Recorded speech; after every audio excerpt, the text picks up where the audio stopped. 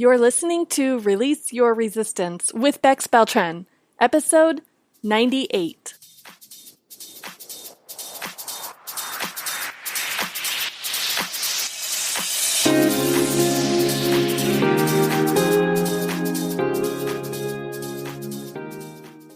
Welcome to Release Your Resistance. This is Bex.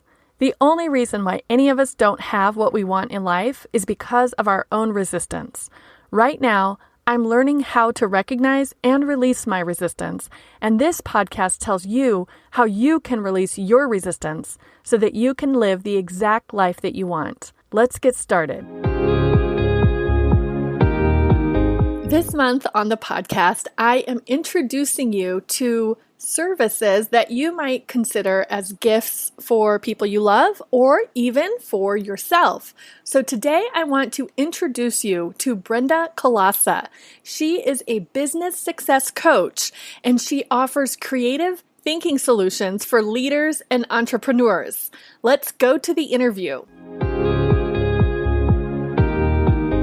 Hi, Brenda. Thank you so much for coming on the podcast today. I am very curious and interested to hear what you have to share. Thanks, Bex. I am thrilled to be here and I am loving everything you do. I've been checking out your podcast and it's brilliant. Thank you for having me here today. Yes, thank you. I'm so excited. And I did just give a brief introduction as I was introducing this episode.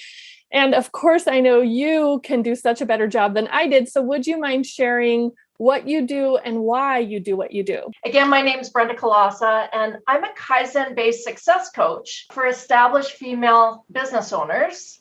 And I help them to build massive success in their business so that they can create more wealth, enjoy the process, and feel more fulfilled while they're at it. My specialty is in personal development and peak performance strategies for more efficiency, joy, and fulfillment in both business and life. My background is actually 27 years as a visual brand expert. So I've had my graphic design company, like I said, for 27 years. I've built 4 other businesses in that time. And I really enjoy helping my clients elevate their brand to reach higher and further on in their growth through both mentoring and implementation, as well as coaching. Wow, that's amazing. So I do want to back up a little bit because you mentioned Kaizen. And so in case anyone who's listening has not heard of it, let's just say, first of all, how do we spell it in case someone wants to look it up? Sure. It's Kaizen. Okay. And for all of us Americans, that was a Z. Right. So yeah, we didn't mention, Brenda, where are you in the world? I'm in Red Deer, Alberta, Canada. Okay. And good catch, by the way. Yes. And through the magic of the internet, we have now met each other and are able to have really fun conversations about strategy and planning and creativity and all the fun things that we get very excited about. So Kaizen, for those who haven't heard of it, if you had to just give a bumper sticker definition, how would you describe that? Sure. So it's actually a Japanese term that came out of World War II from America, and it just stands for small steps for continual improvement. So it's a very gentle process.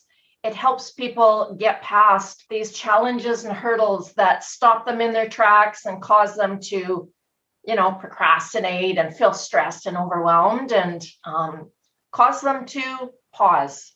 And that, what you just said, is what I consider resistance. Mm-hmm. Challenges and hurdles when we get overwhelmed. And instead of taking action, we just freeze or pause. I mean, that is exactly, I think, why many of us don't go after and do what we can do and go after what we really want. So this is something that I kind of mentioned to you when we were talking last week, that I think this time of year, especially as we're thinking of going into the new year as well, and people are talking about vision boards and New Year's resolutions and only 60 days left of this year now, fewer, right? Of course. And so there can be this feeling of overwhelm. And not to mention, I've seen this on my own calendar. I don't know if you have as well, but I feel like every single day for the rest of the year is scheduled already. And with really good things, right? Things, parties and gatherings and things that I really want to do and that I'm really looking forward to. But I do feel, and I think I see in others as well, a sense of overwhelm that could cause us to shut down. So can your work help even listeners who are not business owners, not well-established business owners who've been in business for 27 years? What do you think? It help, absolutely. Absolutely. And you're right. You know what? This is the time of year that we put so much on our plate, right? We juggle. We are busy. And when that happens, we feel overwhelmed and we feel stressed. Just thinking about everything that has to be done, everything that we have to do. And the more overwhelmed, the more stressed and resistant we are, we lose the ability to think rationally, right? That's when our friend procrastination steps in. And procrastination is usually fueled by fear, excuses, and self-doubt. So our brain naturally wants to protect us.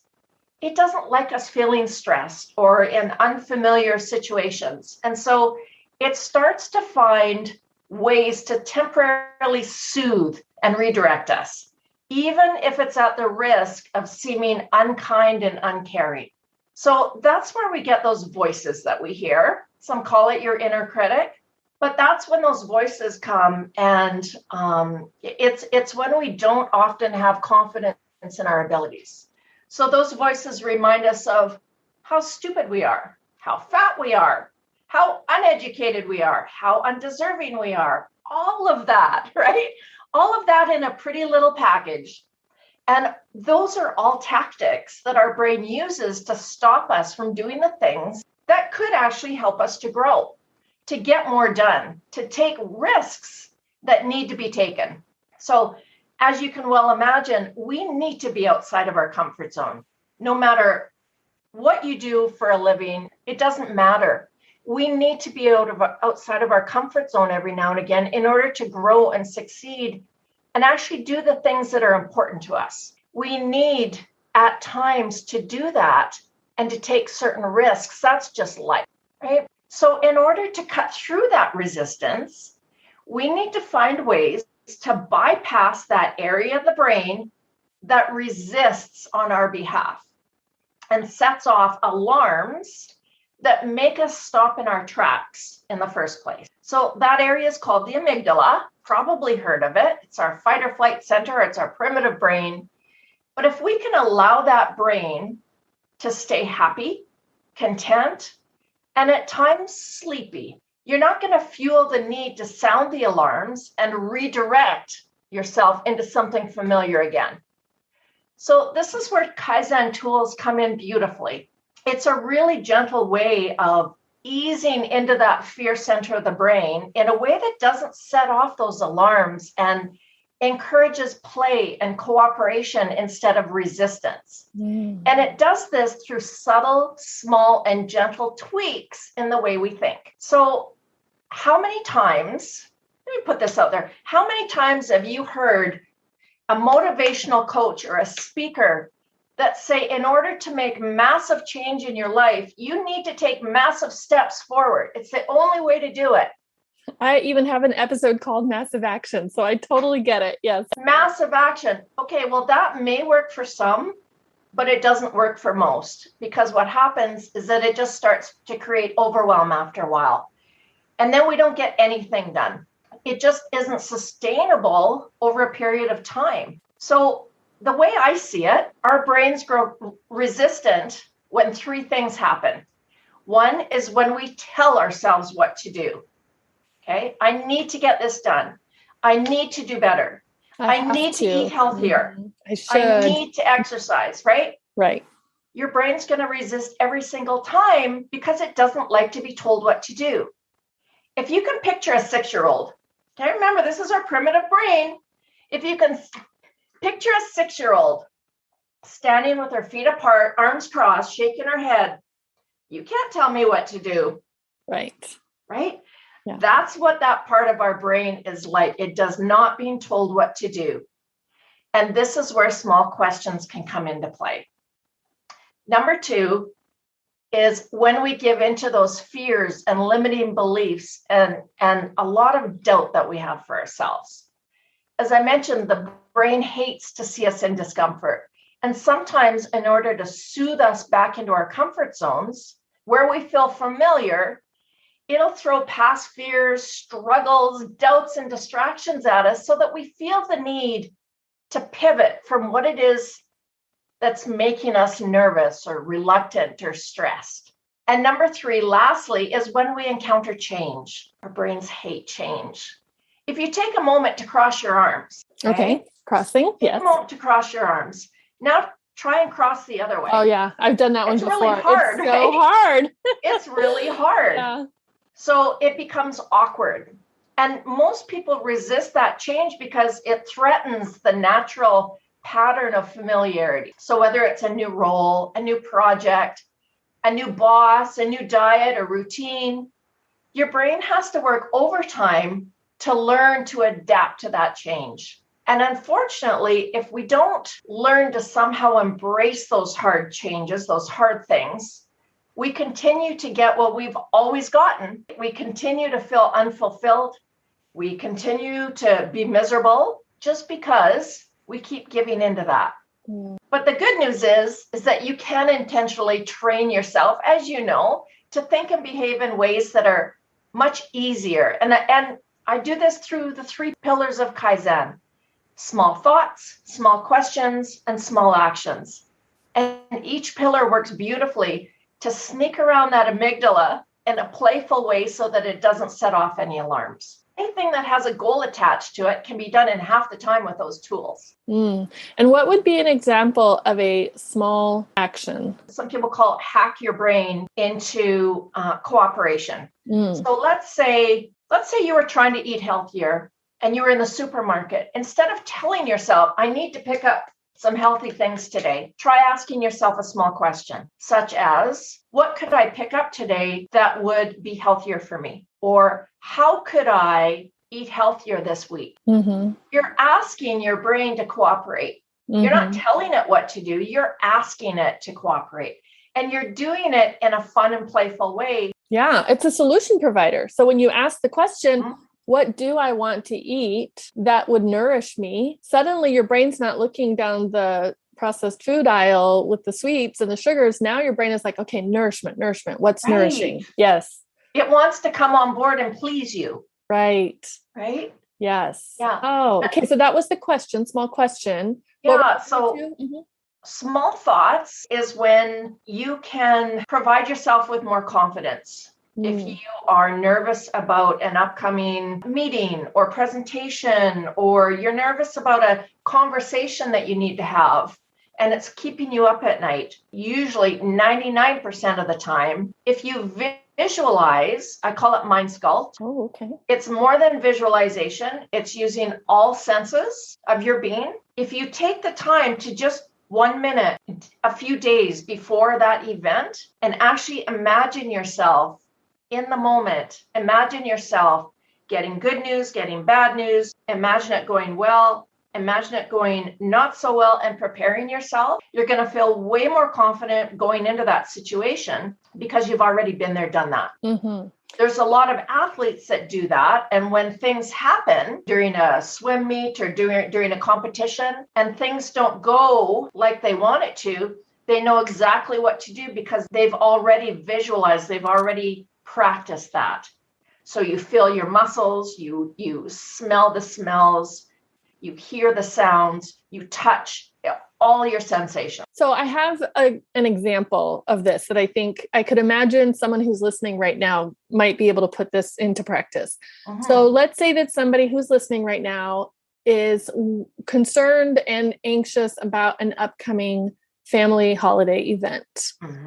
They know that there's going to be some stress. There's going to be maybe alcohol, maybe food, maybe people, maybe opinions, maybe activities that somehow create some anxiety or some feelings for this individual. What can she do? Because I can almost guarantee that if we told her, why don't you go think about this and imagine what could happen, how it will smell, what you will feel, imagine if things go right, imagine if things go wrong, that would be a reason for her brain to say, forget it. I don't want to pre-imagine it. No way. That's too stressful. So What can she do in advance? So I think along with that, when you're imagining how you'd like the event to go, you start to mitigate the threats. If there's a certain conversation that somebody's always drawn to, make it a fun game and say, hey, today, if this conversation comes up, you owe $1 into the jar. If you can make it fun, it's a lot easier to deal with. Yeah. So I love the jar example because there's a lot of people out there that use our current environment to become really negative. And a lot of times feelings get hurt, relationships struggle. And I've done that before. When I've invited people, I'll say, okay, this is a non-subject zone. And hey, I need money for babysitting. So I'll tell you what, if I hear anybody bring that subject up, politics, religion, whatever it is, sure, yeah, get out your wallet because you're going to owe me. Yes, I love it. Yes. Have the jar right there and it keeps it top of mind and it creates a little bit of fun too. And I think to overcome any no cash objections, you could even put a little sticker on the jar that has your Venmo barcode. Exactly. So I accept Visa, MasterCards, e-transfers, Venmo, whatever. Yes. Okay. So anyone out there who's concerned about topics coming up over the next few weeks or months, you can set the rule. If it's your own house, you can say this topic's off limits. If you bring it up, you pay cash, right? Card, whatever. And then you can determine where the money goes to. Maybe it goes to your favorite political opponent. Maybe it goes to your favorite nonprofit. Who knows? And it doesn't have to be money. It can be a silly game, like, washing stand the dishes on one foot and do a dare. Turn around. It depends on the crowd, right? And what they're willing to do. If they're a fun crowd, they're probably going to be open to those type of things. And if not, then you want to keep the event short. Right. Yes. Okay. So we talked about small questions, small thoughts. Did we bring up small actions? No, we didn't. So small actions are really useful when you're feeling stressed or overwhelmed. I don't like admin work. And so my filing goes from here to here in a heartbeat. And I keep putting it off because it's not something I enjoy doing. So what I'll do is I'll break it down to its core and I will ask myself a small question and I will ask myself, can I do a half an hour of filing? And if I'm still getting resistance, I'll break it down even further. Can I do 15 minutes? And I'll keep breaking it down until it's an of course you can. Right. Because there's no excuses. So you break it down time-wise, or maybe it's 5 sheets. Yes. Right? Whatever it is, just to gain momentum. Because once we have momentum, we feel familiar with the process. And it's not as scary. It's not as putting off, I guess, as it was. And chances are going to be high that if I've done 5 sheets, now I'm in momentum, I'll want to do 5 more. Right. And if not, then I'll pat myself on the shoulder and say, good for you. You did 5 sheets. That's more than what happened yesterday. Yes. If you say, hey, you only have to do 5 minutes and you do a half an hour. Amazing. Well, amazing, right? Yes. Yeah. That's great. So this is the work that you do with your clients, then you help them come up with small thoughts, small actions, and small questions. That's part of it all, right? Mm-hmm. Those are the key elements that work really well hand in hand together. Of course, there's so much else that we do, but if somebody's resistant, if they're just unable to get to a goal, let's take it down to its barest essence and see what it takes for you to start. If you can start, it doesn't matter how small it is. If I can get you to the point where you can start, it goes up from there. Mm-hmm. And you complete that goal way quicker than if you're constantly putting it off and procrastinating and resisting. Right? Mm. So when your clients come to you, do they already know that you're going to be using this technique with them? Sometimes they do. Sometimes they don't. I mean, if they've been on my website, they'll know. Mm-hmm. Because I do mention it. But you know what? Most people don't care about the tools you use. Just fix me, just help me, right? This is a very gentle approach. It's not something, I don't become a drill sergeant at all. If you're resisting, there are reasons for that. And we try and dig to the point of why you're resisting and how to get over that resistance. I have a lot of different tools, but Kaizen is one of my favorite for sure. Oh, that sounds so interesting. It's all in how we think differently. If you're in business, stay ahead of the competition, or in order to plan a unique party or do something different with your kids in a unique way, you have to learn to think differently. And that's all part of creative thinking. Yeah, I do love that. I think that's so helpful for people. Yeah. So I wanted to also ask you some other personal questions too, if you're up for them, just so that we can all get a sense for who you are and what you do. So do you, aside from what you've already shared with us, do you have any favorite self-development topics or practices? I do. Most of the time, when I feel overwhelmed and resistant, it's because I don't look to infuse joy into my days. So often your head is down and you're working, or you're dealing with the kids, or you're dealing with that, and you're juggling and whatever else. There's no time for it often because we don't make the time. But once you start to infuse joy into your day, and I don't care what it is. So often my clients go, well, what do you mean? Like what? I said, well, what did you used to do growing up? Okay. Let's start there, right? Maybe it's you need to bring out the Play-Doh, or maybe you need to do the slinky, or maybe you need to use a makeshift putting green that you've got, something, right? Infuse joy into your day alongside with breaks, because you're going to be more fulfilled in your day, and you're going to be happier overall. You know, gratitude is a big part of that for me. I try and say at least 3 things that I'm grateful for each and every day, even when the day goes crap. Sure. Sometimes I'm just grateful that I didn't throw my kids through the window. Like seriously. Sometimes I'm just grateful that I'm on this side of the dirt. Yes. And if that's what it is, that's what it is. I'm grateful for that. Totally. Yeah. Do you keep a gratitude journal or any other kind of journal? Well, I do have a journal of my brain dumps. So when my head is full, I'm a big proponent of brain dumps. It's part of my align your time productivity map that I teach. But when your head is full, do a brain dump. 5 minutes. It doesn't even have to make sense. Nobody else has to read it but you. Just get it from your head onto paper. So, because often what happens is we feel like we have to remember everything. Right. And that's stressful. And so if we get it out and onto paper, that's the first step in trying to alleviate that burden. Yes. We need to unravel that yarn, and that's the first step to do that for me. So that's what my journal is. A gratitude journal, you know what? I've tried that. I just can't seem to do it consistently. It's kind of something I do before bed.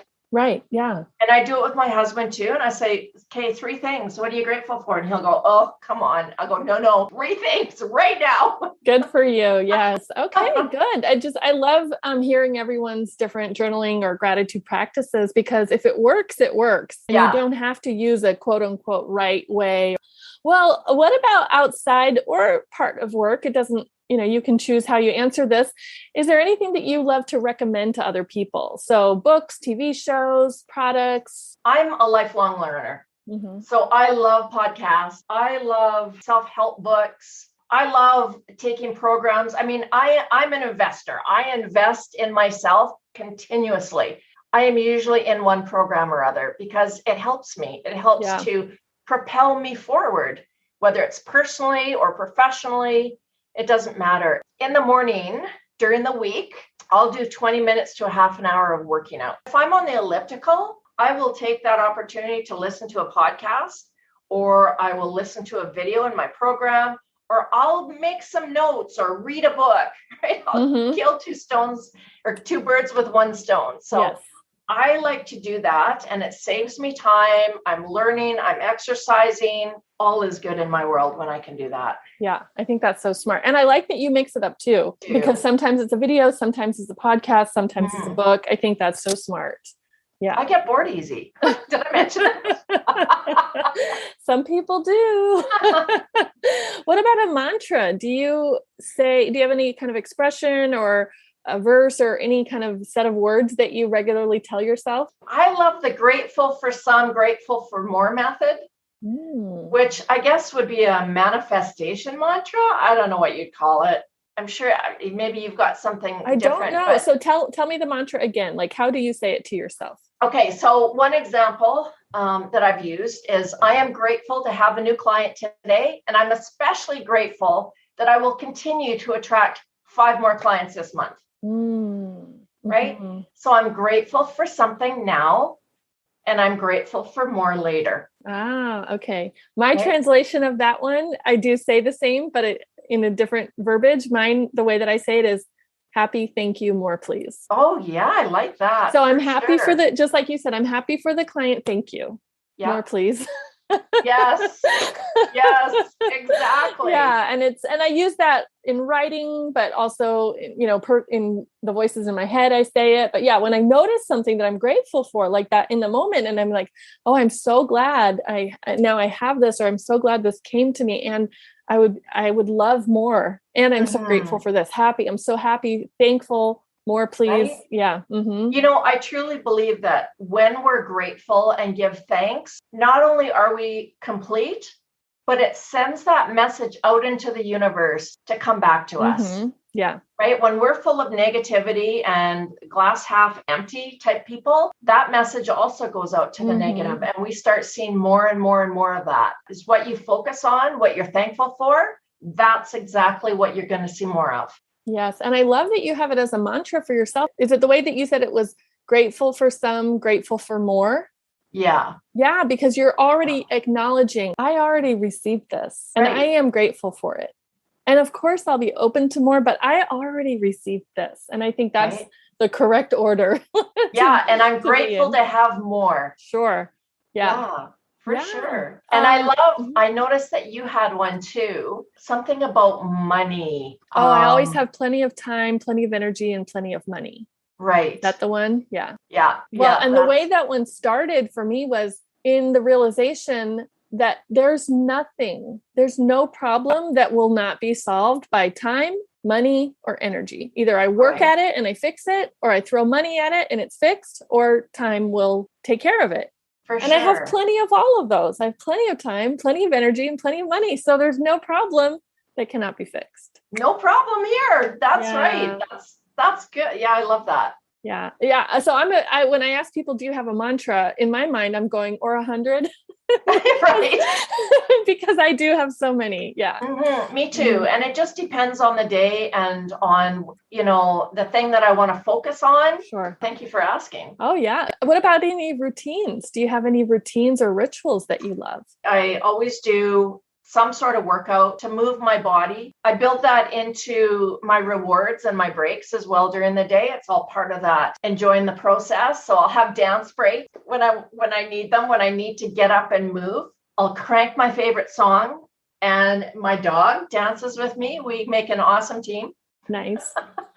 But I also love getting into the office about an hour earlier and catching up on emails and the small things before my day begins. That system allows me to start my day full of clarity on what it is I need to be doing for that day, even before I sit down at my desk. So that is part of my routine, is to set myself up for the next day. It saves me a massive amount of time when I get into the office, and I am ready to roll as soon as I sit down. So that is definitely part of my routine. I love to hear that. Yeah, that's so good. And do you have anything coming up? How can people find you? How can people work with you? Thank you for asking. There's 2 things that I have coming up. Well, first of all, people can look up Brenda Kolasa, Kolasa. I'm on LinkedIn. I'm on Alignable, Facebook. I'm on Instagram. I love to help women and a few good men, for sure. Okay, yeah.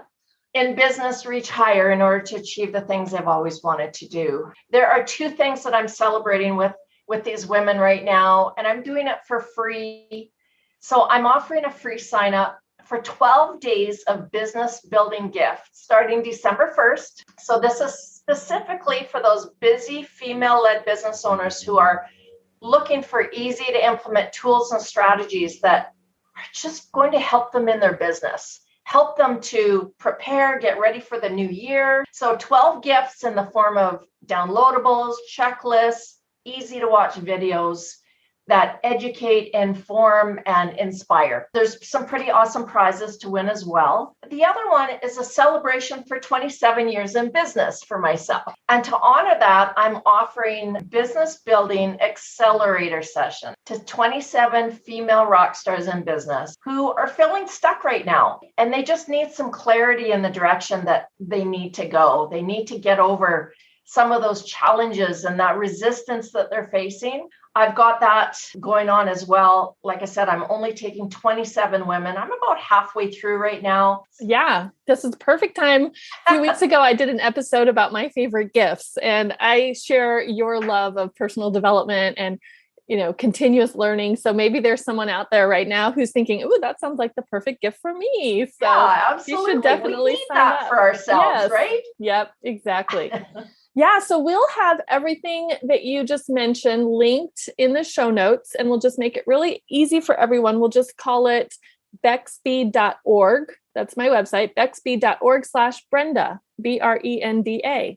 That way, anyone who wants to find everything that you just mentioned can go right there and get all the links. And is there anything else that I should have asked but didn't ask? I guess if I could say one thing, it's give yourself some credit. Mm-hmm. Right? Don't feel like you have to do it all. Say yes to everybody because nobody expects that.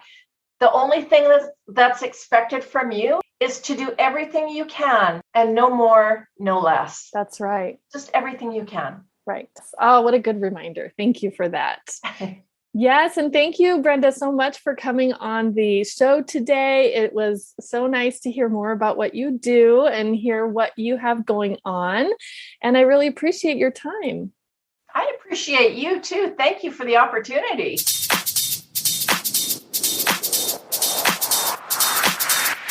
This has been Release Your Resistance. Thank you for listening. If you like this podcast, make sure you're subscribed and leave a review on Apple Podcasts.